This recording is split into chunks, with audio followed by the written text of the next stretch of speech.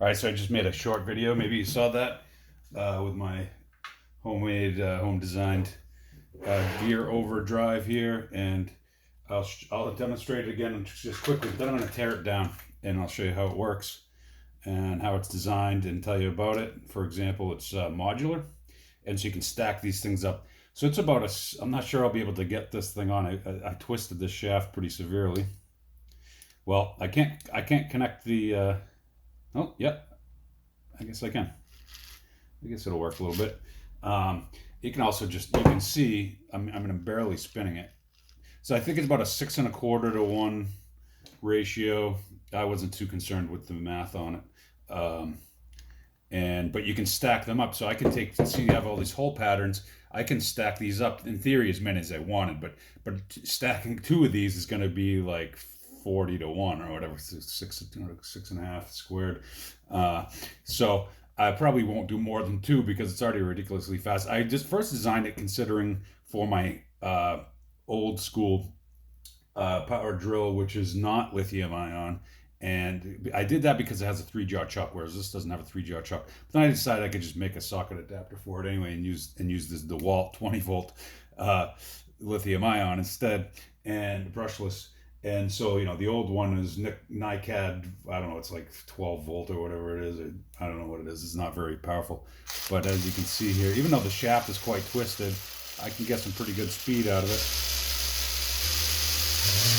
Oops, slipped off because this shaft is just so twisted. This is PET-G, by the way, and I intend to, I designed it with the intent of probably using nylon. I also have some nylon. I can put with nylon, and I think nylon will be a more resilient material for this. But just for testing, I don't want to print with nylon for testing, so I just did it with PET-G. But you can see how well that works. It's super smooth. It's designed to all screw together with these screws I already had on hand. What do they call them? Plastite, I think they call them. It's like a tri-lobe, like a triangular, like the helix itself is sort of triangular shaped helix, and that it's especially designed to fit to adhere into plastics effectively. And so that's what I bought them for a while ago, and I have a whole bunch of them. And It's funny, I didn't use a single screw in this. Works perfectly. Everything just sort of snaps together. It's actually hard to get it apart. So it's kind of funny. I designed it with tolerances just about right, where it just snaps together and it's hard to get apart. And as you saw, I had some pretty high speed going through it, and everything seemed fine other than this shaft twisting. And I was concerned about that using RC car bearings. I was concerned about it. Oh, I'm running out of space. So let's hurry up. I'm running out of space. I was a little concerned using RC car bearings because the shaft sizes would be so small. Oh, that came apart easily. So you can see this guy is a little wobbly because I only have, there's a second bearings on that piece. And so a bearing in there and a pinion here, or spur gear, I should say. And so these two guys come up. Well, this housing comes off. Now more RC bearings. These I custom designed the shaft and spline setup. I got 30 seconds before I run out of time.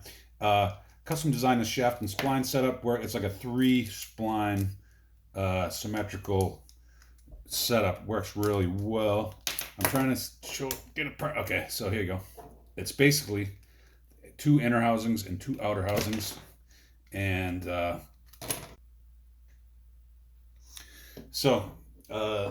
as you can see, here's all my parts. We have 2 inner housings. They look identical, but they're actually mirrored so that they can screw into each other. So I could actually hold all these screw patterns. So I could go 3 screws in this side into that one, and 3 screws in this side into that one, and they're counterbored. So the heads would be flush, and so these 2 go together like this, and so there's basically 2 parallel shafts.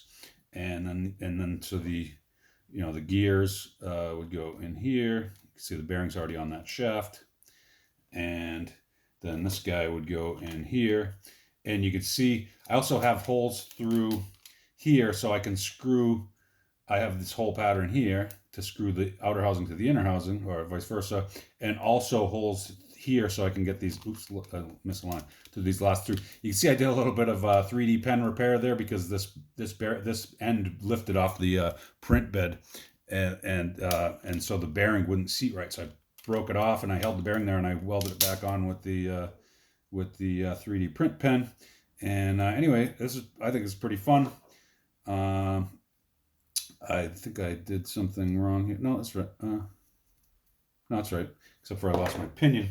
So anyway, like, subscribe, comment. If you have any questions, any requests, any suggestions, what you think I could do with this. I know what I'm going to try, what I made it for, and we'll see how well that works.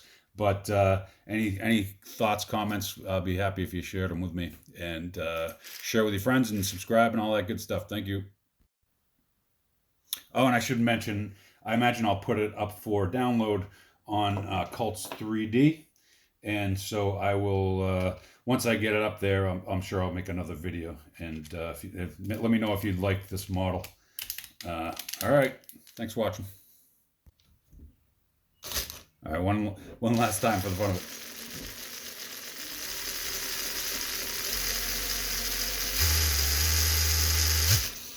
it. Oh. It slipped out of the hole. I hate when that happens. That's not so bad though, actually. First world problems kind of thing.